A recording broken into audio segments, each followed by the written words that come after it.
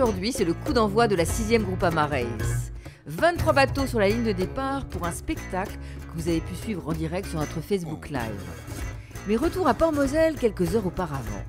Si pour certains l'ambiance est au selfie, pour d'autres c'est plutôt ambiance self-défense. Réunion de crise sur Daredevil. Sur Miss Scarlett, qui accueille à bord le champion français Franck Camas, on peaufine sa stratégie. Mais quelle est-elle exactement ? Notre stratégie est d'aller très vite, de prendre beaucoup de photos, beaucoup de vidéos et d'apprécier ce merveilleux tour de Calédonie. Stratégie secret défense pour Miss Scarlett, qui n'est pas là pour faire du tourisme. Ils sont là pour gagner. Quant au néo-zélandais Notorious, sa stratégie est beaucoup plus claire. Comme on l'a fait la dernière fois, on n'est pas venu pour aller lentement. Nous, on ne fait pas de prisonniers et on va vite. C'est Notorious quand même. Si les stratégies restent secrètes, il y a une autre inconnue, la météo. Imprévisible et plutôt fantasque. Il n'y a pas de vent, c'est très très faible.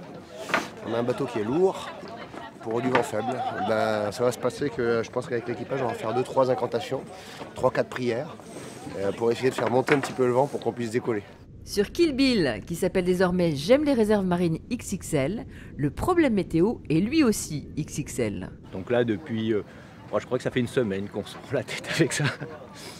Donc j'espère simplement que on aura là un petit peu la chance aussi avec nous. Mais pour Boulec PAO Productions, le problème est ailleurs. La concurrence sera rude. Il n'y a pas qu'un concurrent, hein, ça c'est clair. La dernière fois, on savait qu'on était joué la gagne à 4, 5, 6. Voilà, là, cette année, je pense qu'il y a beaucoup de bateaux. Hein, il y a une grosse dizaine qui peuvent prétendre largement. Mais il y en est un qui terrorise le ponton pour le classement en temps compensé, c'est le tout petit Komatsu Azuro. Petit, léger et donc rapide. Parce que nous sommes le plus petit bateau de la flotte, les gros bateaux ont toujours peur de nous. En plus, la météo risque d'être bonne pour nous. Alors on a vraiment une chance, et c'est ça qui les inquiète.